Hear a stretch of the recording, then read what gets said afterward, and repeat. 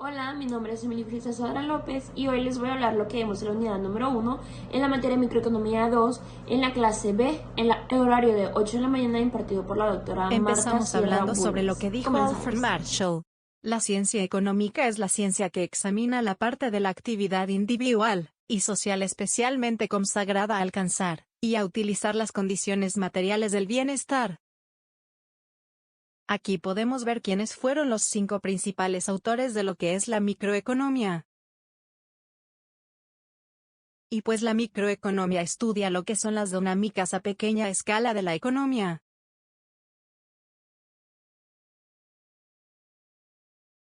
Lo que tenemos aquí es que la teoría de la microeconomía se divide en 5 partes que son consumo, producción, mercados, equilibrio general y economía del bienestar. En la historia de la microeconomía veremos a Nicolás Bernoulli propuso una teoría de la toma de decisiones de los consumidores. Y Daniel resuelve la paradoja propuesta por su primo en 1738.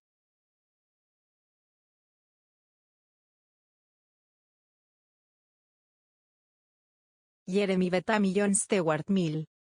Jeremy Bentham es considerado el padre del utilitarismo, por lo que dijo que el utilitarismo alcanza la mayor felicidad para el mayor número de personas. Y el sucesor de Jeremy fue John Stuart Mill, por lo que Mill se da cuenta que el bien no puede ser únicamente el bien de la mayoría. La revolución industrial fue un proceso de profundas transformaciones económicas, sociales, culturales y tecnológicas que se desarrolló entre 1760 y 1840, y tuvo su origen en Inglaterra. Y sus características fueron un gran aumento de la producción mecanizada y cambios en la estructura social. Muchos autores consideran que la microeconomía surgió con el famoso libro de Adam Smith, La riqueza de las naciones en 1776. Una de las principales características de esta escuela es el libre mercado y la no intervención estatal. Aquí hablaremos de 3 libros de escuela marginalista y sus principales exponentes. El primero fue Principios de Economía Política, que habla sobre cómo se postuló la teoría de valor subjetivo, escrito por Karl Menger. El segundo libro habla sobre la teoría de la economía política, escrito por William Stanley Jevons. Y por último el tercero, Elementos de Teoría Económica, que fue escrito por Leon Walras, donde muestra la relación de dependencia que existe entre todos los precios. Alfred Marshall fue el fundador de la Escuela de Cambridge. Y él pretendió darle continuidad a la economía política inglesa y conciliarla con el marginalismo. En la teoría de juegos, John von Neumann y Oscar Morgenstern pueden ser considerados como los fundadores de esta teoría. Y es una rama de las matemáticas que estudia situaciones estratégicas y consiste en razonamientos circulares, los cuales no pueden ser evitados al considerar cuestiones estratégicas. En la teoría de la relacionalidad, se habla de cómo se reducen los conflictos entre los objetivos de las organizaciones y los individuos, y cómo proviene las relaciones humanas, y pone en segundo plano los aspectos estructurales y se dedica a los aspectos del comportamiento. Hablaremos del corto y largo plazo. Aclaración. Cuando se habla de corto y largo plazo, cambiar y modificar ciertos factores relacionados a la producción, no del tiempo que dura la misma. ¿Qué es el corto plazo? Es un periodo en el que una economía no tiene el tiempo suficiente para cambiar sus gastos fijos con el fin de alcanzar nuevos niveles de rentabilidad o producción. En la parte matemática hablamos que K es igual a capital, o sea, podría ser un hospital, y material y es fijo. La L es igual a mano de obra o trabajo, en la cual podrían ser los doctores, conserjes, enfermeros, y es variable. Y ya la Q es la producción. ¿Qué es el largo plazo? Según Diario El Informativo, 2021, se considera largo plazo el periodo de tiempo en el que la empresa puede variar todos los factores que utiliza, de forma que ningún factor es fijo. En la parte matemática, K es capital, o sea el hospital, y su material, lo cual podría ser una nueva sala, nuevos cuartos quirúrgicos, más herramientas. L es mano de obra o trabajo igual a todos los empleados del hospital, en la que podrían ser 7 nuevos doctores, 15 enfermeros, etc. Q es la producción. López, 2016, define que las isocuantas son una curva que representa diferentes combinaciones de factores que proporcionan una misma cantidad de producto. Glosarios, S.F, define que los isocostos son líneas que muestran las combinaciones de los montos de los bienes o de los factores de la producción que se pueden adquirir con el mismo gasto total. La curva de producto es como las curvas de producto muestran cómo se modifican el producto total, el producto marginal y el producto medio a medida que la empresa varía la cantidad de trabajo empleado. Es la producción total generada en un periodo determinado. Y su fórmula es producto total igual cantidad de bienes producidos. En esta parte un ejemplo podría ser cuando en una fábrica de relojes quieres saber cuántos relojes hizo cada trabajador, y en su curva te va mostrando cómo va aumentando conforme hayan más bienes producidos. El producto medio se define como la cantidad promedio producida por cada unidad de un determinado factor. Si este factor es el trabajo, es producto medio es el promedio producido por cada trabajador. Para obtener el producto medio debemos dividir el producto total por la cantidad utilizada del factor. Y su fórmula es PME igual a LQ. Un ejemplo aquí podría ser que vamos a dividir el número de relojes producidos por el número de trabajadores. Si tengo 10 relojes lo dividiré entre 1, y me dará 10, y si tengo 25 lo divido entre 2, y me dará 12.5 y así sucesivamente. El producto marginal se define como el aumento del producto total, cuando se aumenta la cantidad utilizada de un insumo en una unidad. Mal igual Q entre L igual a Q1, Q2 L1, L2.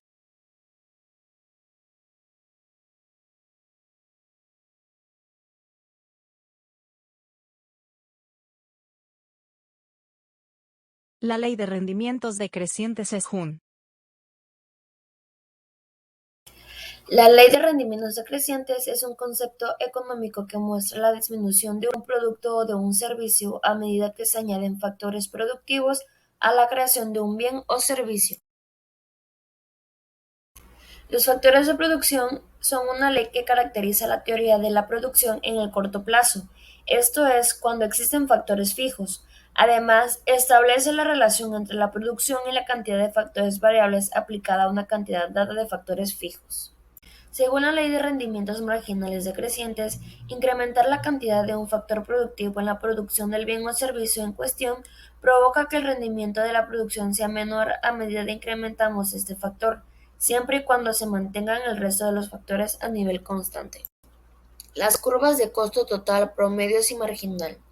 Sus autores son Paul Robin Krugman, que es un economista estadounidense ganador del Premio Nobel de Economía, y Robin Elizabeth Wells, que es una economista estadounidense y es coautora de varios textos de economía. ¿Qué es la curva de costos? La curva de costos es una gráfica de producción como una función de la cantidad total producida. Las empresas productivamente eficientes usan estas curvas para encontrar el punto óptimo de producción y decidir las cantidades de salida para alcanzar los objetivos. Existen tres tipos de curvas de costo: curva de costo total, curvas de costo promedio y curvas de costos marginales. La curva de costo total representa los costos incurridos por la empresa en función del nivel de actividad.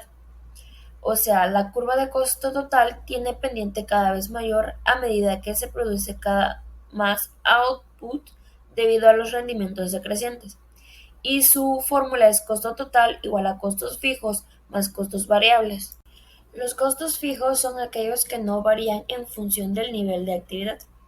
La empresa incurre en ellos con independencia de que funcione al 100%, al 50% o incluso de que esté parada. Y los costos variables son aquellos que varían en función del nivel de actividad, están relacionados directamente con el volumen de producción. La curva de costos total promedio es a menudo llamado coste total medio. Este es el costo total dividido por la cantidad de output producido. Es de utilidad porque le dice al productor cuánto cuesta producir una unidad promedio o típica. Siempre va a tener la forma de U. Y el costo total medio es la suma del costo fijo medio y del costo variable medio. Las curvas de costo fijo promedio siempre será decreciente dentro de ciertos niveles de actividad, al ser un costo fijo. A medida que aumenta la producción, el costo en cada unidad es cada vez menor. Un ejemplo podría ser que en una fábrica de relojes se producen 4 cajas de relojes y los costos fijos son de 108. El coste fijo promedio se obtendrá entre 108 entre 4 es igual a 27 por cada caja.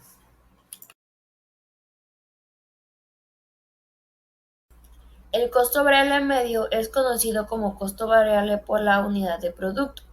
Mientras mayor sea la cantidad producida, más fácil será solventar dicho costo fijo y por lo tanto será este menor.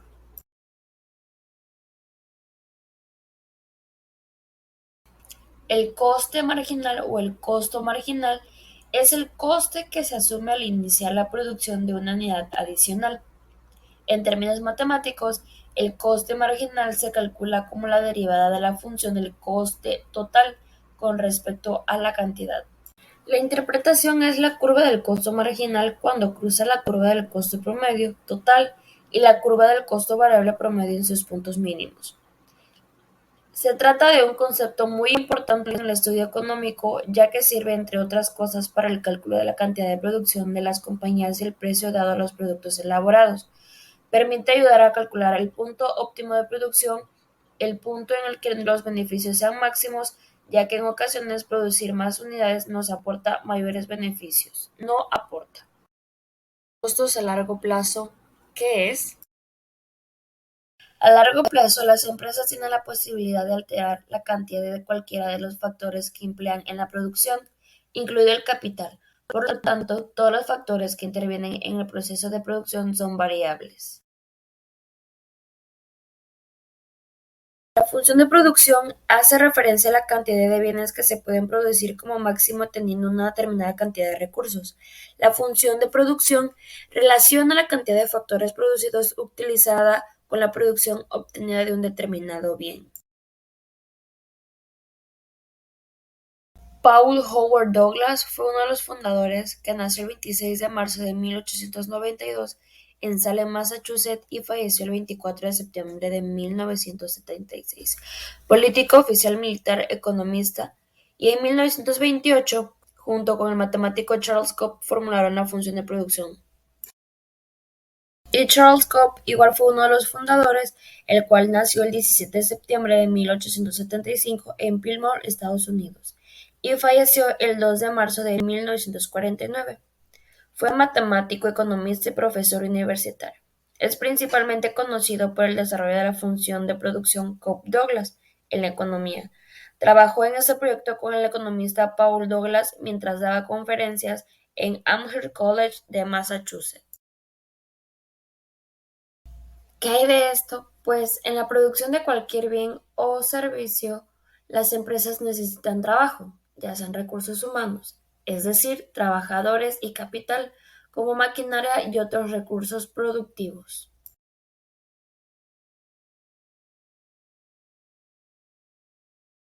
Las dos características principales de la función de producción aplicada a la empresa es que la trayectoria de la función de producción depende del tipo de proceso industrial que se utilice en la empresa. Y la segunda es que no se puede determinar la productividad marginal más que considerando que no existen interdependencias entre los distintos factores entre sí, así como entre los factores y el propio proceso productivo. Y así es como construimos la función de producción. Es Q igual a F entre K entre L, que nos indica que la producción de una empresa Q depende de la cantidad de trabajo L y de la cantidad de capital K. Aquí al incrementar los factores productivos, la cantidad obtenida aumenta de forma más que proporcional. Bueno, un ejemplo es que podemos realizar una tarea donde se necesiten dos personas para acabarse en una hora.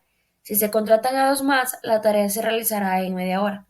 Pero llegará un momento en el que no aportará nada seguir contratando pues a más gente. Incluso puede llegar a convertirse en negativa. Y es ahí pues donde se emplea la ley de rendimientos marginales decrecientes. Las economías y economía de escala es un modelo empresarial que busca reducir los costes en la producción masiva. Su estrategia va encaminada a aumentar el rendimiento de la empresa. Esto se hace invirtiendo ya que aumenta el número de productos fabricados en cada serie y así los costes de la cadena de producción disminuyen. Las barreras de entrada son factores que impiden que una empresa que da sus primeros pasos entre un mercado en particular. Fuentes de barrera a la entrada de un mercado es la economía de escala, diferencia del producto, requerimiento de capital, coste de cambio, acceso a los canales de distribución y desventajas de coste independientes de la escala, política gubernamental.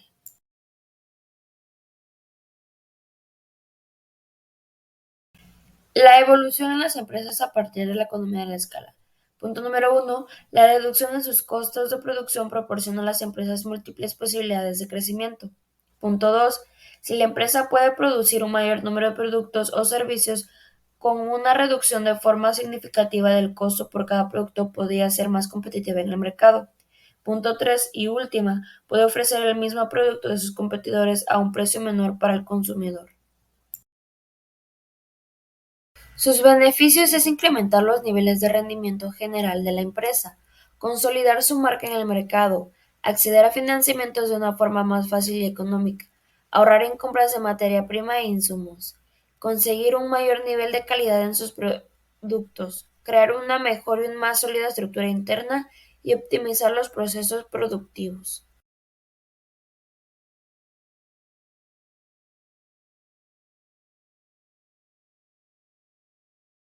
Existen dos tipos de escala: escala interna y escala externa.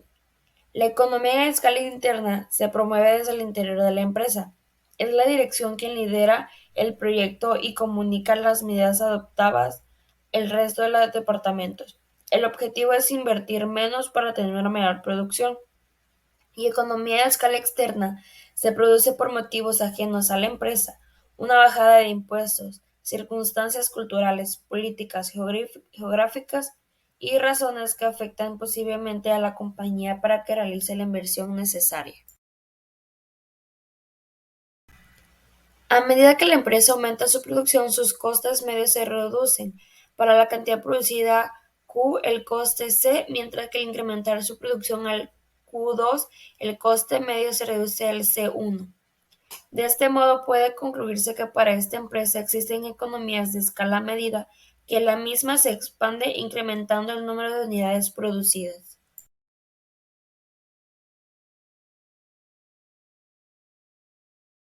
La deseconomía de escala es una situación en la cual la elaboración o producción de un bien para la empresa resulta ser más costosa a medida que dicha firma incrementa su producción. Este es un efecto contrario a lo ocurrido en las economías de escala. Intereses de muchos stakeholders, lo que genera mucha burocracia, exceso de contaminación que provoca penalizaciones cada vez mayores por parte de la autoridad competente y expresas en cuya producción se penaliza mucho los retrasos.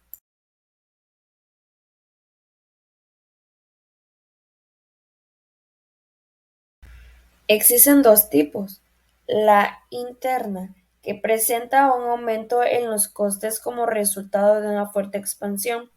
Esto trae consigo considerables incrementos en los costes administrativos, es decir, viene por la vía de elementos internos. Y está el externo, que se presenta un aumento en los costes de una vías o firmas como resultado de una expansión del sector o industria que la conforman. Es decir, este es producido por factores externos a la empresa. En preferencias cambiantes y avances tecnológicos veremos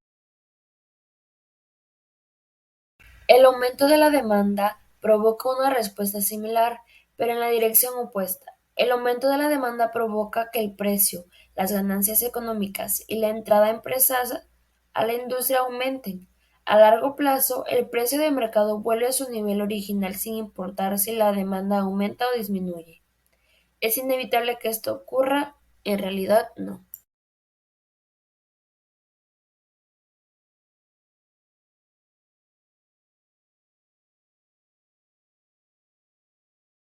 Economías y deseconomías externas.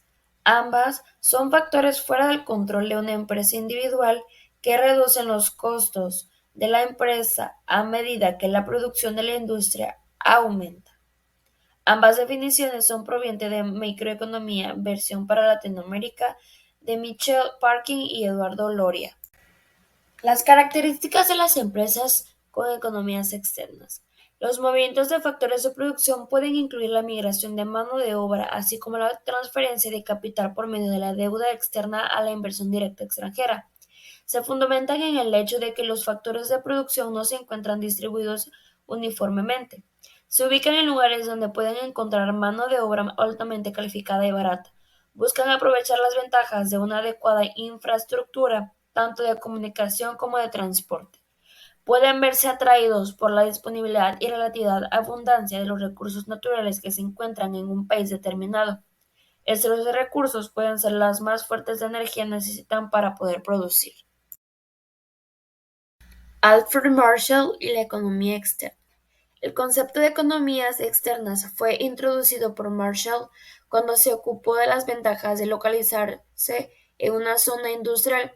Para Marshall, la presencia de establecimientos industriales oferentes de inputs especializados, de un mercado de trabajo compartido y de flujos de información da lugar a externalidades locales que inciden sobre la eficiencia de las empresas.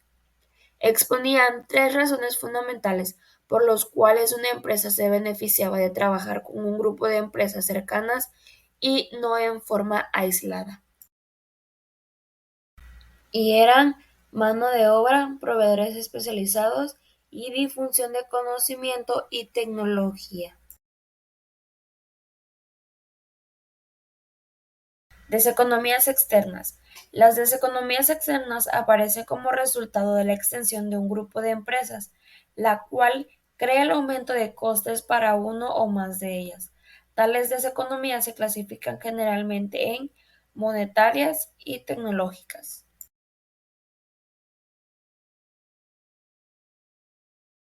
El cambio tecnológico son las industrias que descubren constantemente tecnologías para producir a menor costo. Sin embargo, la mayoría de las técnicas de producción que ahorran costos no pueden instrumentarse sin invertir en nuevas plantas y equipos. En consecuencia, se requiere tiempo para que un avance tecnológico se generalice en una industria, las cuyas empresas plantas están a punto de cambiarse que adaptarán con rapidez a la nueva tecnología. Aquellas cuyas plantas han sido reemplazadas recientemente continuarán operando con la vieja tecnología hasta que ya no les sea posible cubrir su costo variable medio.